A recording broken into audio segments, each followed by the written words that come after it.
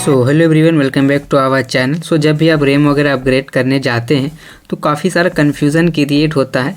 जैसे कि अगर मेरे पीसी में 8 GB का रैम ऑलरेडी लगा हुआ है, क्या मैं इसके साथ 4 GB का रैम अपग्रेड कर सकता हूँ, या फिर 2400 मेगाहर्ट्ज़ के रैम के साथ 3600 मेगाहर्ट्ज़ का रैम अपग्रेड कर सकता हूँ, या फिर अलग अलग ब्रांड का रैम क्या हम लोग यूज कर सकते हैं। तो प्रॉपर जो कन्फ्यूज़न है, जो भी आप लोगों का डाउट है, वो प्रॉपर इस वीडियो में क्लियर कर दूंगा। या फिर काफ़ी सारा ऐसा भी डाउट होता है कि DDR3 रैम के साथ क्या DDR4 रैम को अपग्रेड कर सकते हैं। एक जो राइट वे होता है रैम मिक्सिंग का, या जो भी बोलते हो रैम पेयरिंग का, तो क्या राइट वे है वो अभी मैं आपको बताऊँगा। अभी मेरे पीसी में 8 GB का रैम लगा हुआ है और मेरे पास एक 4 GB का रैम अलग से अभी पड़ा हुआ है। मैंने बाय नहीं किया, पुराना रैम है, तो इसको भी मैं अपग्रेड करूँगा। यानी कि मेरा जो कॉम्बिनेशन या पेयरिंग बनेगा वो 8 GB प्लस 4 GB का बनेगा।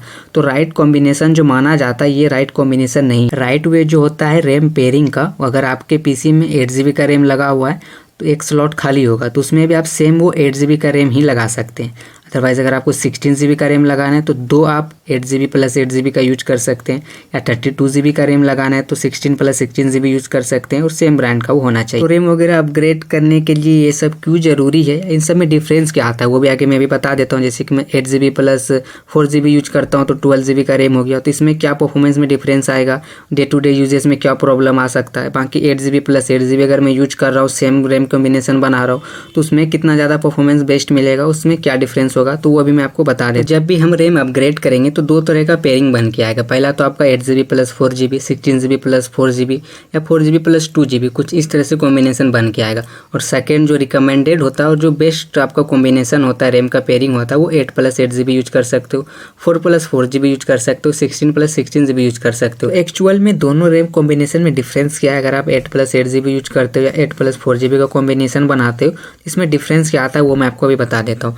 नॉर्मल जो हम रैम यूज करते हैं, कोई भी डाटा या कोई भी आप वर्क कर रहे हो अपने पीसी में, तो अगर मान के चलो SSD से बार बार डाटा या हार्ड डिस्क से बार बार डाटा आप तक ट्रांसफ़र हो रहा है, तो रैम उस प्रोसेस को और ज़्यादा फास्ट कर देता है। वो डाटा अपने अंदर स्टोर कर लेता है और वो आपको बार बार और स्पीड से प्रोवाइड कराता है।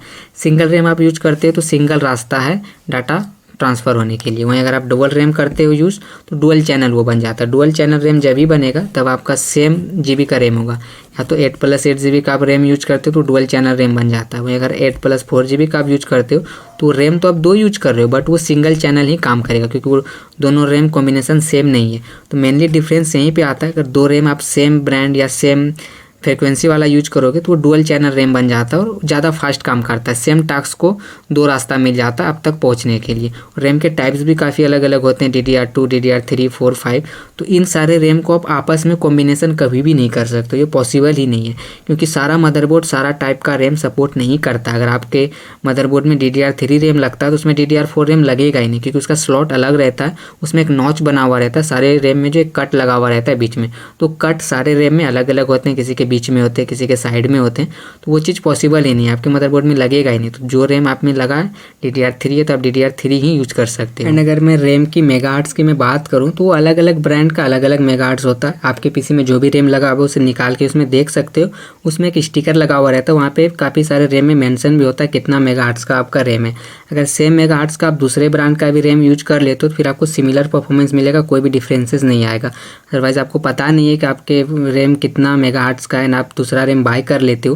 अगर मेरा पुराना रैम 2600 मेगाहर्ट्ज़ का है, मैंने न्यू रैम बाय किया है, उसका जो मेगाहर्ट्ज़ वो अलग है, 3600 मेगाहर्ट्ज़ का वो रैम है। अगर मैं दोनों को लगाता हूँ अपने मदरबोर्ड में, तो एक्चुअल में डिफरेंसेस क्या होता है कि जो आपका हाई कैपेसिटी वाला रैम है 36 मेगाहर्ट्ज़ वाला, वो भी आपका 26 मेगाहर्ट्ज़ में ही काम करना चालू कर देगा, तो हाई परफॉर्मेंस आपको उतना नहीं मिल पाएगा। इसलिए सेम फ्रिक्वेंसी का रैम अगर आप लेते हो तो अच्छा परफॉर्मेंस आपको मिलेगा, साथ में लेटेंसी भी आपको अच्छा देखने को मिलेगा। तो फ्रिक्वेंसी भी इंपॉर्टेंस है, तो सेम ब्रांड का आप जब भी रैम लोगे तो उसमें आपको सेम फ्रिक्वेंसी मिलेगा, या फिर जो भी फ्रिक्वेंसी आपके रैम में मेंशन है उस सिमिलर फ्रिक्वेंसी का आप दूसरा रैम भी यूज कर सकते हो, कोई प्रॉब्लम नहीं है।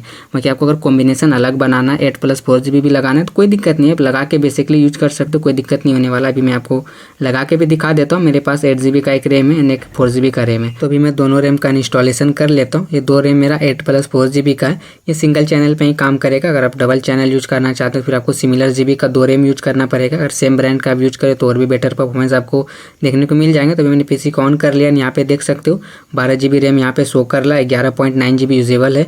तो इस तरह का कॉम्बिनेशन बना के भी आप इजिली यूज कर सकते हैं, कोई भी दिक्कत नहीं होता। 8 GB प्लस 4 GB या 16 GB प्लस 4 GB या 16 GB प्लस 8 GB, इस तरह का रैम आपके पास अगर है तो आप लगा के यूज कर सकते हैं, कोई दिक्कत नहीं। बट आपको बेटर परफॉर्मेंस चाहिए फिर आपको डुअल चैनल रैम बनाना पड़ेगा, 8+8 GB या 16+16 GB इस तरह करके, तो फिर और अच्छा परफॉर्मेंस आपको देखने को मिलेगा। तो देख सकते हो कोई प्रॉब्लम नहीं, आप इस तरह से चाहो तो यूज कर सकते हो। सो आई होप ये वीडियो आप लोगों के लिए हेल्पफुल रहा होगा। अगर कोई भी प्रॉब्लम या कोई भी डाउट है तो आप कमेंट करके पूछ सकते हैं।